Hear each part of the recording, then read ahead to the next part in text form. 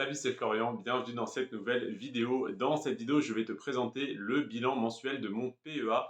Aujourd'hui, ce bilan, il est assez intéressant, assez varié. On a des actions en forte plus-value, on a surtout une action en très faible, en très forte moins-value plutôt. On va commencer tout simplement par la valorisation du portefeuille. Le portefeuille est valorisé à 3 058 euros. Ça ne veut tout et rien dire. Si je te dis que j'ai déposé 10 000 euros dessus, c'est une mauvaise performance. Si j'ai déposé 1 000 euros dessus, c'est une excellente performance. Et aujourd'hui, eh bien, j'ai un portefeuille valorisé à 3 058 euros en ayant déposé 3 000 euros dessus. Donc, à première vue, 58 euros de plus-value, c'est très bien, c'est un joli billet. Sauf qu'en fait, ce portefeuille a quasiment 3 ans.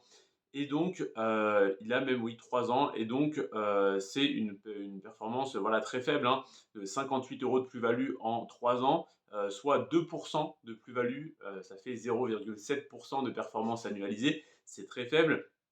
C'est parce que sur les 2 premières années, je n'avais pas enfin, j'avais une stratégie, mais qui n'était pas bonne, qui n'était voilà, qui était très mal définie. Je faisais des mouvements voilà, qui n'étaient pas intelligents sans le savoir, hein, mais j'ai appris en faisant comme ça, donc c'est une bonne chose.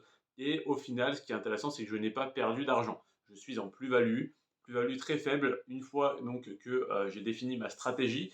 Je pense aujourd'hui avoir une stratégie solide que je ne vais plus changer. Je peux la changer, mais je pense que j'ai atteint une stratégie qui correspond tout à fait à mon profil d'investissement d'investisseur. Donc, je suis en plus-value de 2%, c'est très faible, mais c'est ce qu'il a fallu traverser pour trouver la stratégie qui me convient. Donc, trouver les actions qui me conviennent, le moment pour investir, etc. etc. Donc, commençons par 4 actions que je ne détiens toujours pas, qui sont dans ma liste depuis très longtemps et que je ne détiens toujours pas tout simplement parce qu'elles sont trop chères, leur prix unitaire est trop élevé et je ne peux pas acheter de fractions d'actions sur mon PEA. Je garde donc ces actions en tête pour quand j'augmenterai le capital de mon PEA jusqu'à à peu près 10 000 euros, en sachant qu'aujourd'hui j'ai déposé 3 000 euros, on en est loin et ça n'est pas du tout ma priorité pour l'instant de réinvestir sur mon PEA, donc je laisse ça tourner gentiment. Et pour l'instant, je ne détiens pas encore les 4 actions suivantes, à savoir LVMH, L'Oréal, Hermès et ASML Holdings. Je détiens par contre un certain nombre d'actions, je crois que j'en détiens 16 parce qu'au total j'ai 20 actions que je souhaiterais détenir, donc 16 que je détiens, à commencer par Total Energy, donc Total qui s'est appelé Total Energy récemment, qui est à plus 35 euros sur mon portefeuille. On parle bien en euros et pas en pourcentage, donc 35 euros de plus-value. AXA qui est en plus-value de 26 euros. Eiffage en plus-value de 10 euros. Et là, on arrive sur Téléperformance. Si tu suis un petit peu l'actualité boursière de ces derniers mois et même de cette dernière année pratiquement, Téléperformance se porte très mal. Il y a eu beaucoup de mauvaises nouvelles, beaucoup de scandales, beaucoup voilà, comment dire, d'événements macroéconomiques, donc c'est-à-dire par exemple des réglementations sur les appels téléphoniques, sur le démarchage téléphonique, plein de choses qui ont porté préjudice, des procès, etc. à Téléperformance. Donc Téléperformance a fait moins 169 euros sur mon portefeuille. Donc elle a fait à peu près moins 50%, il me semble, j'avais dans les 300 euros investis dessus.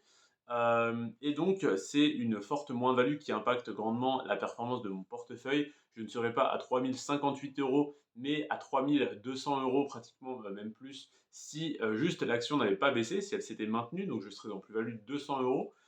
Mais ça n'est pas du tout le cas parce que l'action a eu une forte baisse. Je n'ai pourtant pas revendu, j'ai toujours confiance en cette entreprise qui réalise des marges monumentales. Donc, j'attends de voir les prochains résultats financiers et la réaction du marché et des investisseurs. Donc, voilà pour Téléperformance, moins 169 euros. Euronext, plus 2 euros. C'est pas ça qui va rattraper la mauvaise performance de Téléperformance, mais Euronext est à plus 2 euros. Donc, voilà, quasiment en stagnation sur mon portefeuille. Schneider Electric, plus 22 euros. Stellantis plus 36 euros. Pernod Ricard moins 39 euros. C'est une entreprise sur laquelle j'investis depuis pas très longtemps, mais en laquelle j'ai grande confiance parce que sa croissance a été très régulière, très linéaire dans le temps. Donc même si là, elle a récemment baissé juste après mon achat, c'est dommage, mais ce n'est pas une raison pour revendre pour autant parce que l'action m'intéresse toujours autant. Donc voilà, en tout cas l'entreprise qu'il y a derrière l'action.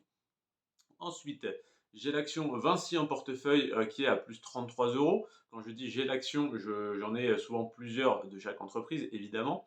Ensuite, j'ai Air Liquide qui est à moins 3 euros, Capgemini plus 8 euros, Sanofi plus 36 euros, Legrand plus 23 euros, Essilor Luxottica moins 4 euros, ST Microelectronics plus 15 euros, BNP Paribas plus 17 euros et Eurofins Scientifique moins 49 euros. Le bilan par rapport au mois précédent, c'est qu'on est à moins 90 euros par rapport au mois précédent. Téléperformance a continué sa chute. On a eu d'autres nouvelles, d'autres résultats qui ont impacté mes actions pour la plupart à la baisse. Donc on est à 90 euros de moins par rapport au mois précédent sur le PEA qui était à 3148 euros et qui là est à 3058 euros. Mais ça n'est pas un problème en soi. Je réanalyserai toutes mes actions à la fin de l'année parce que désormais je les analyse une fois par an et je ne compte plus en revendre, simplement acheter et accumuler, sauf si une action ne remplit plus les critères que je souhaite avoir dans mon portefeuille, qu'elle soit en plus-value ou en moins-value. Je la revendrai aux alentours de Noël, donc à la fin de l'année. Voilà. Donc voilà tout simplement pour le bilan de mon PEA et on se retrouve demain, si tu le souhaites, pour le bilan mensuel de mon compte titre qui est en bien meilleure forme. Je te remercie en tout cas d'avoir regardé cette vidéo jusqu'à la fin. N'oublie pas de t'abonner si tu souhaites suivre mes aventures boursières et je te remercie si tu peux également liker la vidéo. C'était Florian, sur ce, prends soin de toi et de tes finances et à demain. Ciao.